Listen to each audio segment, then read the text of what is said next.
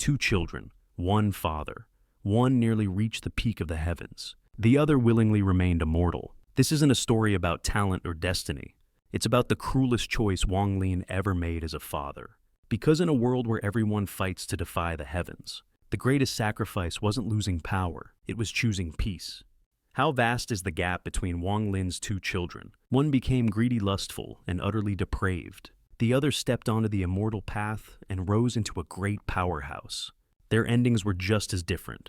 Let us first speak of Wang Ping. He was Wang Lin's genuine eldest son.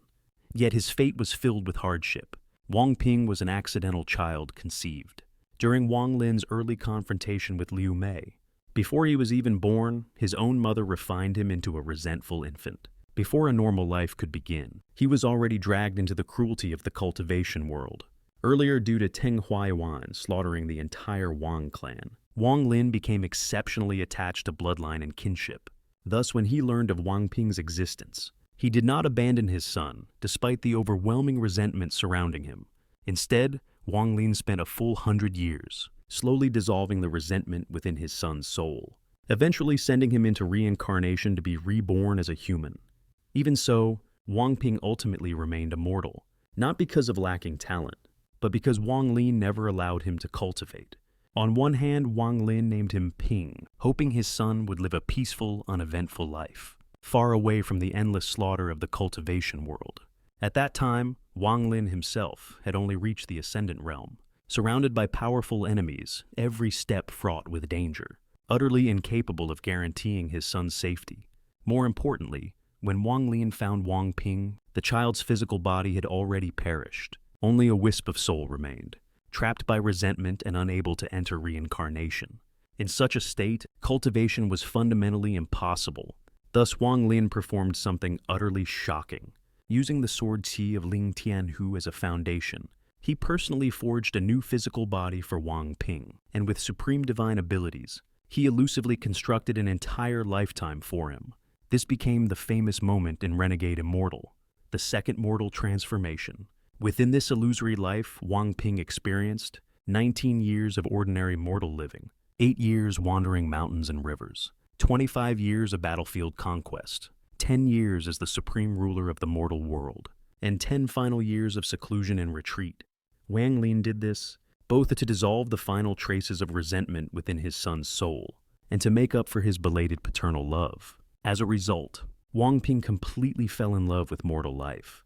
Thus, even after Wang Lin stepped into the Tread Heavenly Realm, gaining the power to truly resurrect Wang Ping still chose the mortal path, living a quiet, ordinary life with his wife growing old together. In contrast, Wang Lin's daughter Wang Yi was the complete opposite.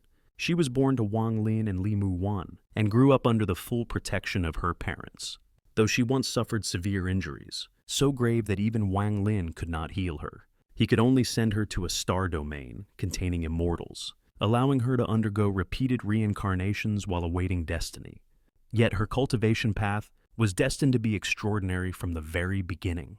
In her final reincarnation, Wang Yi became the saintess of the vast Dao Palace, and ultimately waited for the protagonist of A World Worth Protecting Wang Baole to awaken.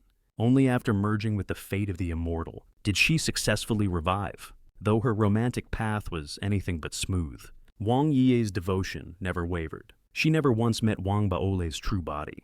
She never shared a real moment with him beneath the stars.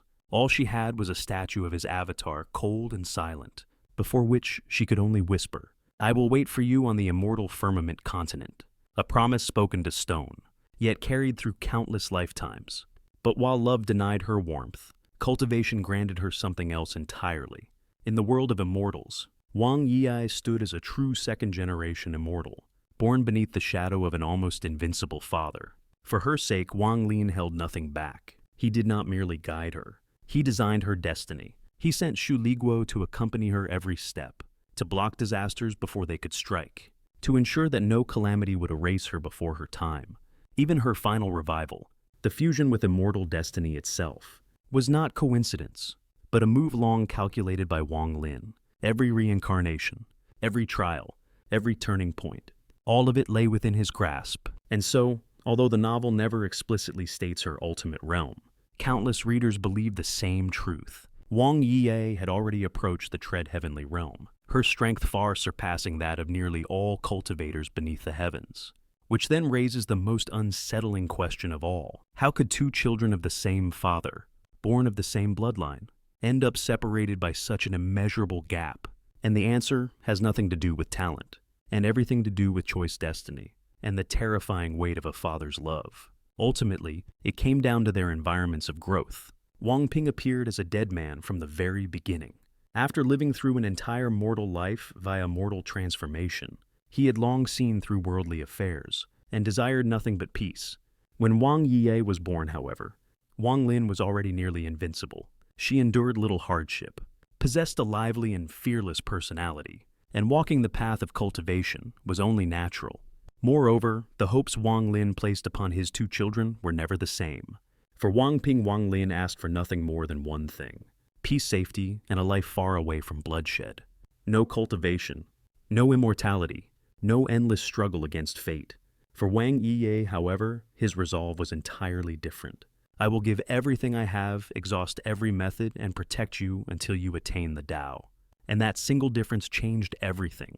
This is why calling Wang Ping the #1 waste is profoundly unfair.